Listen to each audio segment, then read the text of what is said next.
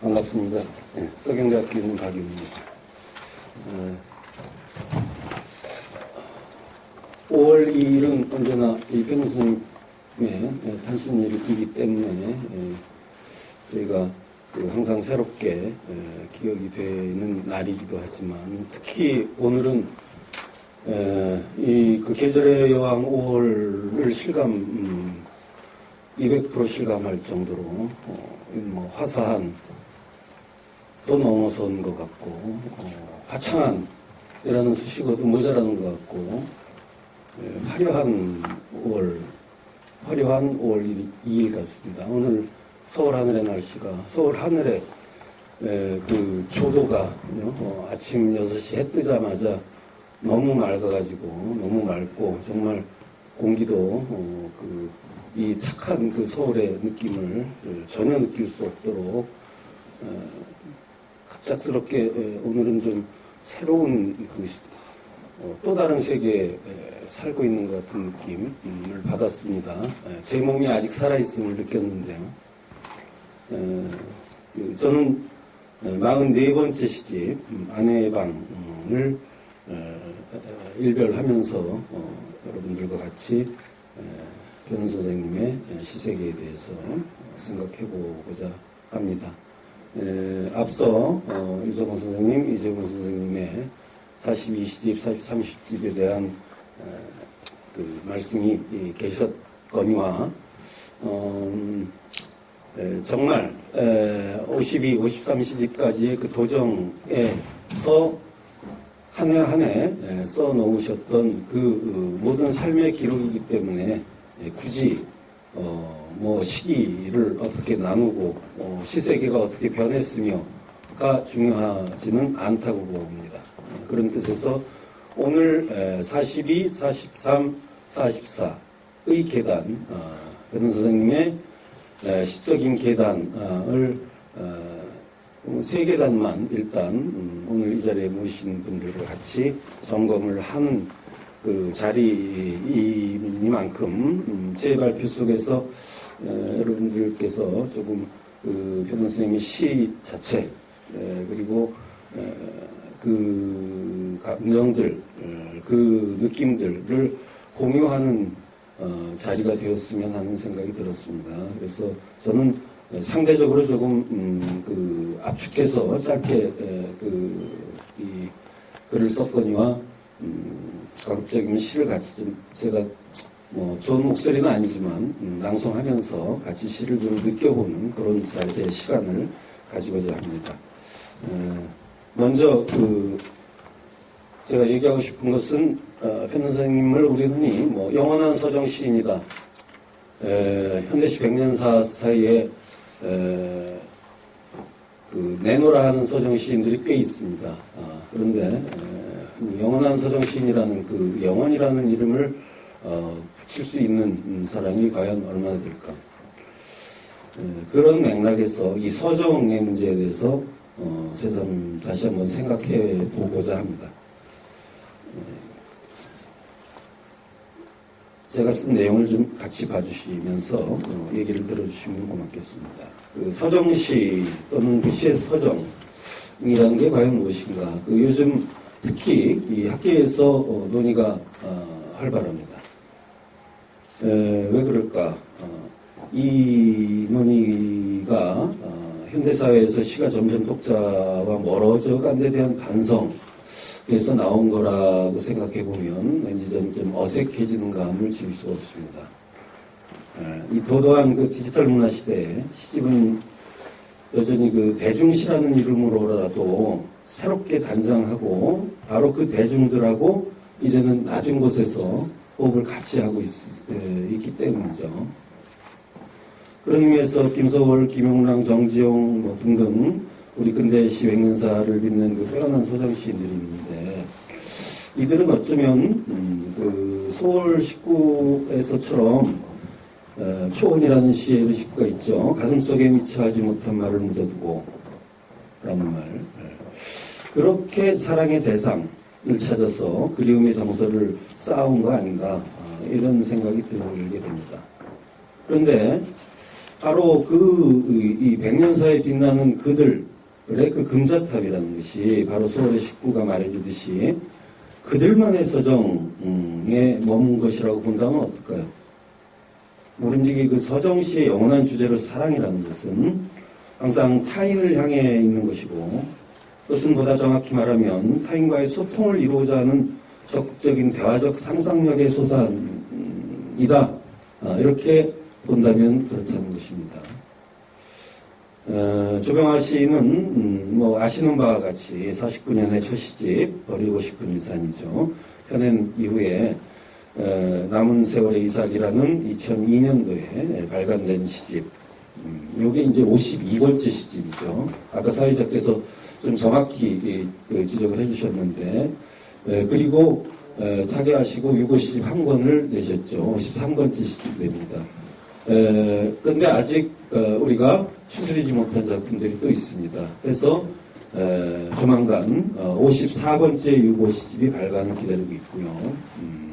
그 전생의 결산이 전집 말 그대로 54번째 시집까지의 그 전 면모가 전집으로 묶여서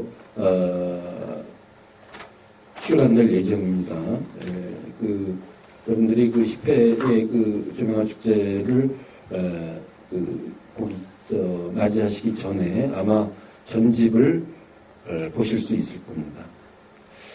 그렇게 조병환 선생님께서는 현대시 백년사상 가장 많은 작품과 시집을 발표하셨죠. 이런 경이적인 사실, 경이로운 사실, 이게 그저 그 시에 대한 그 시인의 개인적인 열정으로만 설명할 수 있을까?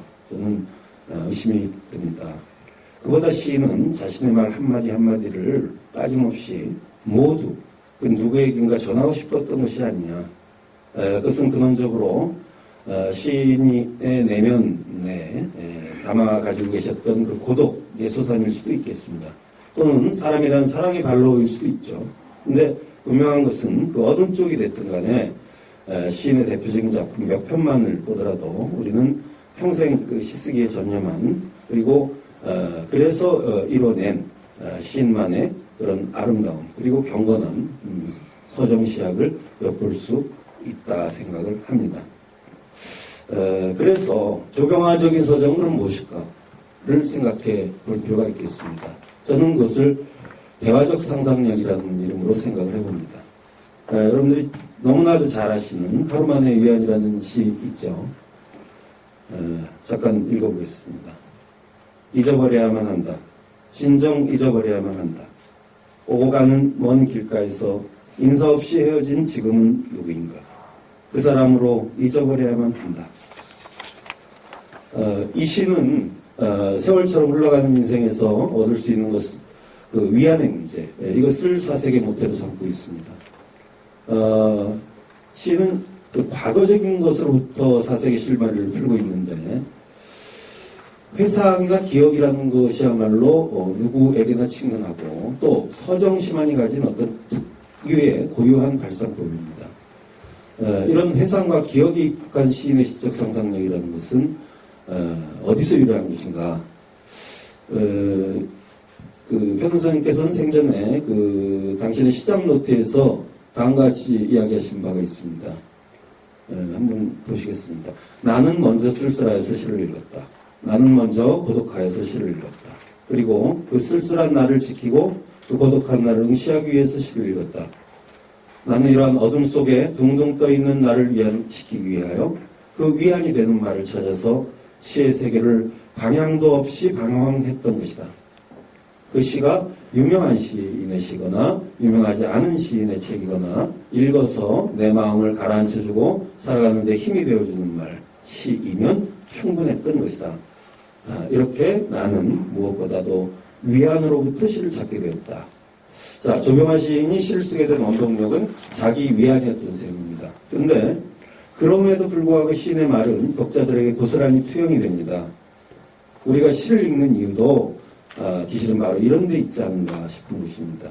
그래서 하루만의 위안이라는 시는 우리에게 전하는 시인의 담당한 인생 이야기이자 그 대화하고 싶은 속내를 드러낸 아주 전형적인 그런 시편이라고 생각을 합니다. 바로 이 대화의 욕망이 저는 그 편 선생님의 시를 지탱하는 가장 중요한 그 힘, 원동력이라고 생각을 합니다. 44시집 아내의 방에서도 이런 그 편 선생님의 생각은 상당히 그 끈질기게 그리고 깊이 있게 나타나고 있습니다. 특히 아내의 방에서는 가족의 문제에 대한 그 의식 그리고 그 관심 이런 것들이 더 유독 주제를 이루고 있는 느낌을 받는데 1999년 한 해를 마감하는 겨울 한복판에 상제하셨습니다. 96년 12월. 이 해는 그 어느 해보다도 편 선생님께서 무척 힘든 심적 상황에 놓여 계셨던 것으로 보입니다. 뒤에 바로 밑에 나오는데 시집의 표제로 삼은 아내의 방 그리고 혼자 누워있는 침실 겨울 1996 그리고 어머니 간밤에 뭐 이런 작품들에서 시인께서는 아내의 중환 그리고 입원 이런 그 개인적 상황들을 드러내고 계시고 이걸 계기로 해서 가족의 소중함 그리고 그들의 빈자리를 느끼고 사랑과 고독 혹은 그리움과 슬픔 사이의 그 역설적 의미 이런 것을 새삼 깨닫게 된다 이런 그 속내를 피력하고 계셨습니다. 아내의 방 시를 한번 읽어보겠습니다. 지금 아내의 방은 텅 비어 있습니다. 병원으로 떠난 지 벌써 며칠 집으로 돌아올 기별은 멀고 매일 밤 들여다보는 아내의 방은 어둠만 자욱히 깔리고 텅 비어 고요하기만 합니다. 암은 저 세상으로 떠나는 순번이라는데 아내도 그 순번을 지나고 제 집, 제 방을 떠나서 남의 집, 남의 방 멀리 낯설은 곳에 누워 있습니다. 사람은 누구나 이렇게 되어서 이렇게 차례차례 순서를 밟으면서 헤어지며 아주 이 세상에서 멀리 헤어져 간다고 하지만 서로 같이 살던 세월이 아쉽습니다. 사랑하며 다투며 참으며 견디며 정으로 살아온 세월. 세월은 이러한 것을 매일 밤 들여다보는 아내의 방은 지금 싸늘하게 어둠만 깔려 그저 텅 비어 있습니다.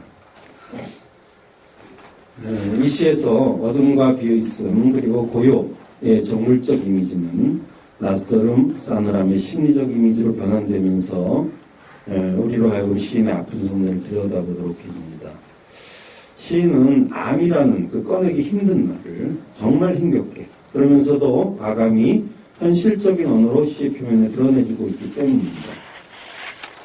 실제로 편 선생님께서는 바로 이듬해 3월 이른 봄에 바로 3월 이 봄을 맞자마자 아내분과 사별을 하게 되시죠.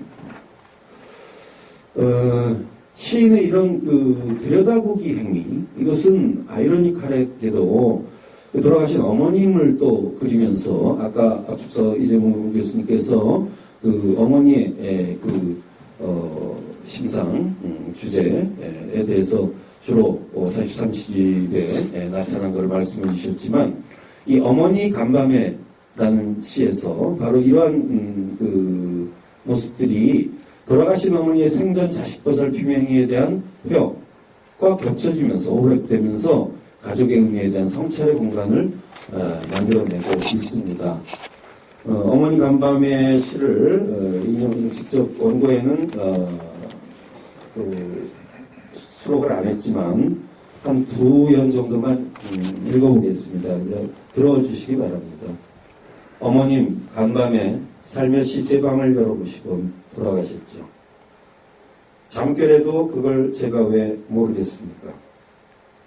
돌아가시다가 다시 돌아오셔서 선잠결에 하얀 꿈으로 나타나셔서 자는 제 눈을 살며시 내려보시다간 살며시 돌아가셨죠.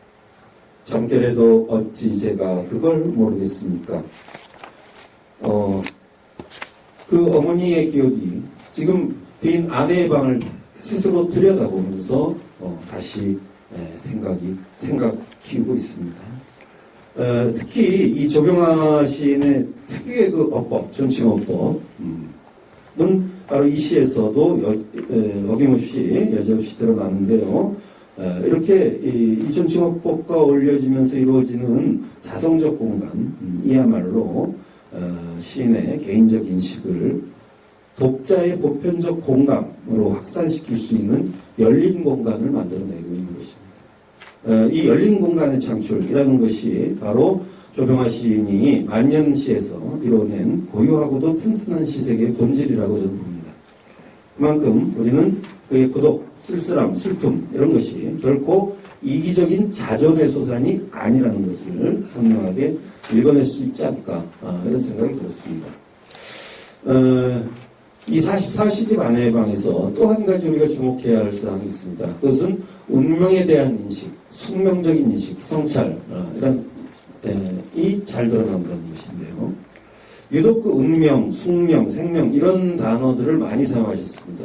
44집에 표현이 많이 눈에 띄는데 그것은 물론 인간의 생로병사라는 그런 삶의 근원적인 문제에 대한 인식에 배출한 점에서 보면 전자론적, 철학적인 접근으로 그냥 일반화시킬 수 있을 겁니다. 하지만 이 시집에서 조병아 시인이 언급하는 운명의 문제는 고독과 그리움이 교차된 보다 일상적이고 현실적인 문제로 나타난다 하는 점에서 조금 주목할 필요가 있겠습니다. 외로운 벗에게라는 부제가 있는 운명이라는 시입니다. 고독하십니까? 운명이 옵니다. 몹시 그립고 쓸쓸하고 외롭습니까? 운명이 옵니다. 어이없는 배신을 느끼십니까? 운명이 옵니다. 고린무원 온 천하에 홀로 알아주는 사람도 없이 계시옵니까? 그것도 당신의 운명이 옵니다. 아, 운명은 어찌할 수 없는 전생의 약속인 것을 그곳에 그렇게 민들레가 노랗게 피어있는 것도 이곳에 이렇게 가랑잎이 소리 없이 내리는 것도 여기서 보시듯이 시인은 인생에 대한 일정한 달관 또는 숙명적 이해의 속내를 기록하는 데 그치지 않고 오히려 적극적으로 타인들에게 권유를 합니다. 허무주의를 앞서 유성호 선생님도 그 말씀하셨는데요. 허무주의를 권유하는 것은 결코 아닙니다. 그럼에도 불구하고 이것은 숙명론이라는 외피를 쓴 허무주의 표백이 아니라는 것입니다. 다만 고독한 존재자로서 시인 개인이 타인들과 공유하고자 합니다. 즉 대화와 소통의 삶을 구현하려는 그런 의지의 소산을 따르는 것이죠. 시인의 표현에 따르면 그 확인이라는 또 다른 시가 있습니다. 외로운 보세계라는 똑같은 부제를 단 여기서 시인은 바로 그대로 말씀하셨습니다. 인생은 끊임없는 동경이며 고독이고 긴 기다림이자 인내다. 이렇게 이 시 그대로입니다. 마지막 연에 인생은 어쩔 수 없는 운명이 옵니다. 이런 한 행이 덧붙여집니다. 이 시의 그 부제에 나타난 것처럼 시인이 그토록 갈구한 벗의 존재 이거야말로 조병아 시인의 시가 한없는 전파력, 소통력을 가능케 하는 힘이 되는 것이죠. 그만큼 외로운 존재로서의 운명이라는 것이 또한 역설적이게도 나의 생일에 돌아와서라는 96년도 바로 오늘 76번째 생신을 맞이하셨던 그날에 쓰신 시입니다. 나의 생일에 돌아와서 여기에서는 내 안에 숨어서 태어난 그날의 불씨라는 표현을 하고 계시는데 바로 이런 어떤 그 역설적인 의미와 외로운 존재로서의 운명이라는 의미가 동일하게 표현이 되고 있다 생각합니다. 마지막 부분에서 우리는 다시 한번 조병아 시인이 말 그대로 영원한 주제로 삼으셨던 그리움, 사랑의 문제를 생각해 볼 필요가 있겠습니다. 앞서 정말 대표지로서의 의자가 언급이 됐었는데 이 아내의 방 시집 속에는 종착역에 빈 의자라는 또 일종의 변형된 시가 있습니다. 그 종착역의 비리자 부분을 읽어보면 급한 계곡의 자취를 남길 사이 없이 흘러내리듯이 긴 인생의 자리다운 인생에 한번 머물러보지 못하고 세월이 끼어 급히 흘러내렸습니다. 참혹한 전쟁 시대에 가혹한 이데올로기 시대에 거센 난해한 시시대에 영웅적인 민주체제 시대에 피하며 흔들리지 않은 나의 길 흔들리지 않으며 충만한 이 공허. 우리 알다시피 이 의자라는 시는 그 세대가 변하고 세월이 흘러가도 인생도 바뀌어간다 하는 그런 섭리를 담았다 이렇게 이제 우리가 그 애송했던 그런 시인데요. 이 작품 종착역의 비의자라는 작품은 그 삶의 섭리에 대한 그런 경관 통찰력만큼이나 튼튼하게 육화된 소통에 대한 신념이 사실은 더욱더 짙게 담겨 있다는 점에서 매우 의미 있는 작품입니다. 그러니까 그 몇십 년 전에 인생론적인 의자라는 것이 세월의 강물을 넘어서 바로 종착역의 비의자라는 시에서 이제 말 그대로 어느덧 그 종착역의 비의자가 돼서 인생의 물길 속에 남겨져 있게 된 것이죠. 이 남겨짐이라는 것은 비록 공허롭지만 또한 충만하기도 한 이 역설의 순간 이것은 죽음이 곧 생명과 동일함을 느끼게 해주는 것과도 같습니다. 자꾸 제가 별로 좋지도 않은 낭낭하지도 못한 목소리가 그 시를 너무 많이 읽어드리는 것 같습니다. 여기 지금 제동교육 우리 신앙성교회 회장 나와 계신데요. 제 목소리 별로 안 듣습니다. 5월이라는 시가 이 시집에 실려 있는데요.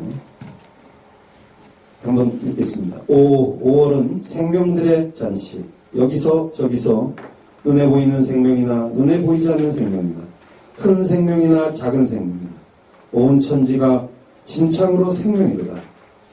보이는 것이 생명, 듣는 것이 생명, 느끼는 것이 생명, 생각하는 것이 생명. 5월은 죽은 자들도 구경을 나온다. 96년 5월 5일날 어린이날 쓰신 시입니다. 그런데 이 그 화사한 노래 화려한 월이라고 모두의 표현되었습니다. 부르는 실록예찬과 바로 이 식구, 죽은 자들도 구경 나온 이런 식구가 어울릴 때, 새삼 그 시인의 헛헛한 옷조림, 종착역의 비의자라는 헛헛한 옷조림이 세상의 모든 귀 기울이는 자들에게 향한 인생예찬이 아닐까, 인생예찬으로 울려지는 것이 아닌가. 마무리하겠습니다. 오세영 선생님께서 그 어떤 다른 자리에서 조병아 시인의 시세계를 평한 대목이 있습니다. 뭐라고 말씀하셨냐면 대화가 없으면 시인은 이 지상에 살아있을 의미를 잃어버리게 되는 것이다 라고 그 조병아 시인의 시세계를 갈파한 바가 있습니다. 근데 조병아 시인의 평생 과업은 아마도 자기 시쓰기의 출발점이 된 그 고독, 허무, 슬픔 이것을 넘어서기 위한 고독하지 않은 자기위안 이런 것이 아니었던가. 이 자기위안이라는 것을 결국 타인을 향한 관계의 확인과 소통의 언어로 재창조할 수 있다는 것, 할 수 있었다는 것, 그것이야말로 조병아 시인의 시가 지닌 힘이자 덕이 아닌가 싶습니다. 제가 감히 그 시인께서 지금 다시 우리에게 그 평생의 시작에서 꼭 한 편 추천하고 싶은 시를 보여주신다면 저는 이 시의 구절을 읊조리고 싶습니다. 어차피 한동안 머물다 말 하늘과 별 아래 당신과 나의 회화의 의미를 잃어버리면 나는 자리를 거두고 돌아가야 할 나. 네, 감사합니다.